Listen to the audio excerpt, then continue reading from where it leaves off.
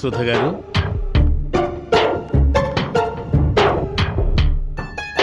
చాలా అందంగా ఉంది కదూ? ఉమ్, అదే ఫిష్ అండి, ఓహో. చాలా అందంగా ఉంది కదూ? అవును. ఎంతసేపు చూసినా తనివి తీరదు. మీకు కావాలా? కావాలంటే తీసుకెళ్ళండి. అబ్బే వద్దండి. ఆ, సరే ఇది తీసుకోండి. ఆ, వద్దండి. నేను అసలు డ్రింక్స్ తాగను. అయ్యయ్యో, అలా అంటే ఎలా చెప్పండి? మొదటిసారిగా మా ఇంటికి వచ్చారు, ఏం తీసుకోపోతే ఎలా? అందులోనూ మీరంటే నాకు చాలా గౌరవం. నేనిచ్చింది ఏదైనా మీరు కాదండం తప్పు. ప్లీజ్, మీరు తీసుకోకపోతే నేను చాలా బాధపడాల్సి ఉంటుంది. సరే ఇవ్వండి. తీసుకోండి. అయ్యో, అరే సుధ గారు, మీ చీరంతా పాడైపోయింది. అక్కడ బాత్రూమ్ ఉంది, వెళ్ళి వాష్ చేసుకోండి. పర్వాలేదు, వెళ్ళండి. లేదంటే చీరంతా మరకలైపోతుంది. వెళ్ళండి, కడుక్కోండి.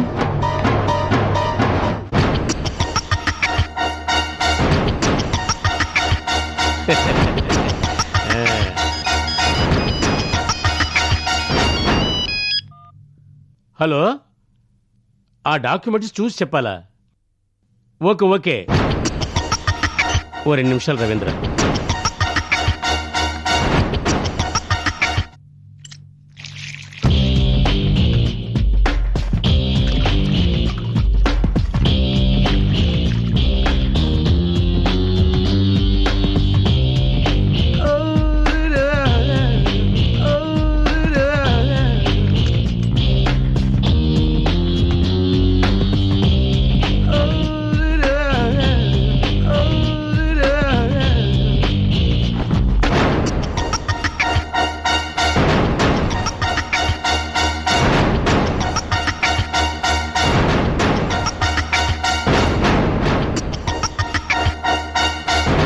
ఏమండి, బయలుదేరదామా? బయలుదేరదాం. పండ్రాని. ఏంటి బయలుదేరారా?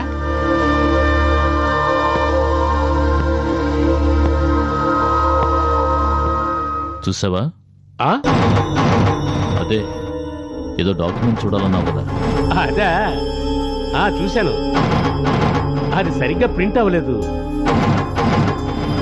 మొదటి పేర చాలా క్లియర్గా ఉంది, ఆ తర్వాతే అస్సలు కనిపించలేదు. ఈసారి డాక్యుమెంట్ మొత్తం చాలా క్లియర్గా ఉండేటట్టు చూసుకోవాలి. ఏ డాక్యుమెంటు? అదే లీజ్ డీడ్. ఒక అతని ఆస్తిని లీజుకి తీసుకోవాలనుకుంటున్నాను. లీగలా ఇల్లీగలా? ముందు ఇల్లీగల్గా తీసుకోవాలనుకుంటున్నాను, తర్వాతే దాన్ని లీగల్గా మార్చాలనుకుంటున్నాను. ఊరికే ఊరికే అన్నాను. అలాంటి తప్పుడు పనులు నేనెందుకు చేస్తాను? సరే, మేం బయలుదేరతాం. ఈరోజు ఊరు వెళ్ళాలి. వస్తానని మాట ఇచ్చాను కదా, అందుకే వచ్చాను. సుధా, వెళ్దాం పద. వస్తామండి. మంచిది. రవీంద్ర, 1 మినిట్. ఏంటి? అది ఈసారి ప్లాన్ ప్రకారం ఏదీ జరగలేదు. అంటే? అదే, కనీసం టిఫిన్ కూడా పెట్టలేకపోయాను. నెక్స్ట్ టైం డిన్నర్ ఏర్పాటు చేస్తాను, తప్పకుండా రావాలి. చూద్దాం. Okay, bye.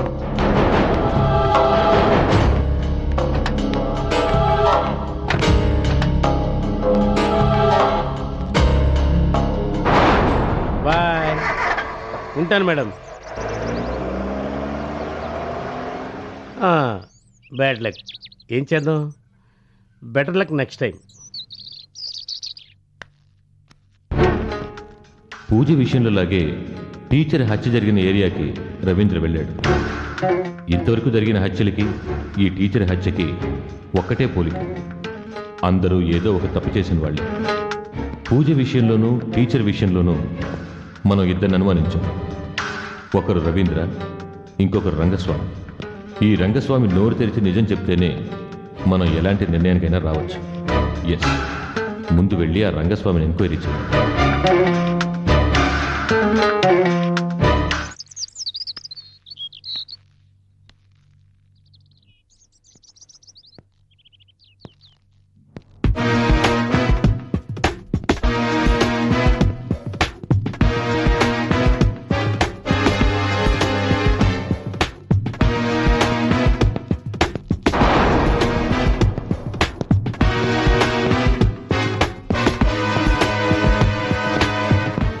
రంగస్వామి గారు ఉన్నారా? లేరు సార్, నిన్న అనగా వెళ్ళారు, ఇంకా రాలేదు. అలాగా. ఇన్స్పెక్టర్ గారు, ఇంట్లో ఎవరు లేరు. తెలుసు.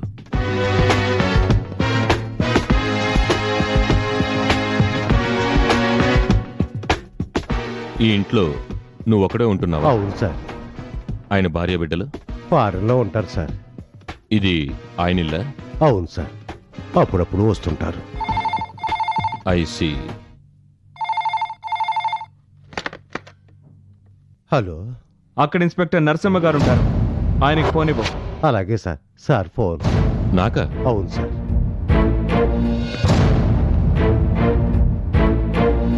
Inspector Narasimha speaking. తెలుసు, పిచ్చి పిచ్చి పనులు చేసే పిచ్చి ఇన్స్పెక్టర్ నరసింహ అని నాకు బాగా తెలుసు. ఇడియట్. ఎవడ్రా నువ్వు? ఇంకా నా గొంతు గుర్తుపట్టలేదా? పాపం, అందుకే ఇంకా ఇన్స్పెక్టర్ గానే ఉండిపోయావు. ఏయ్, ఎవడు నువ్వు? నేనెవరో చెప్తే గానీ తెలుసుకోలేవన్నమాట. Bad luck. చెప్తానులే, కానీ ఇప్పుడు కాదు. ఆ రంగస్వామిని చూడాలని చాలా ఆత్రపడుతున్నట్టున్నా. వాడి గురించి తెలియాలా? అలా అయితే రైట్ సైడ్ రూమ్ కి వెళ్ళు. అక్కడ ఒక టీవీ సీడీ ప్లేయర్ ఉంటాయి, ఆన్ చేయి. వాడేమయ్యాడో నీకే తెలుస్తుంది. Good bye.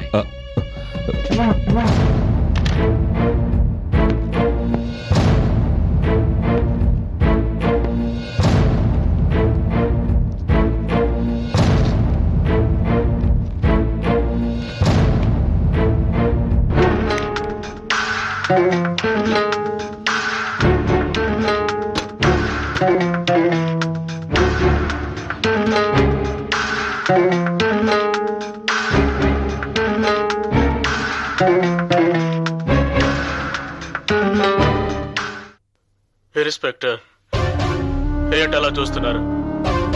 నేను చేసిన పాపాలకి ఇదే శిక్ష. నేనేం పాపాలు చేశానో నీకు తెలియాలి కదా. అందుకే ఈ మహానుభావుడు నన్ను ఈ పరిస్థితికి తీసుకొచ్చాడు. నా దగ్గర పనిచేయడానికి వచ్చిన పూజ తన మొగుడికి ద్రోహం చేయడానికి కారణం నేనే. ఓ మంచి కుటుంబంలో పుట్టిన టీచర్ ప్రభ అమ్మాయిల్ని విదేశాలకు పంపించి ఏజెంట్గా మారడానికి కారణం నేనే.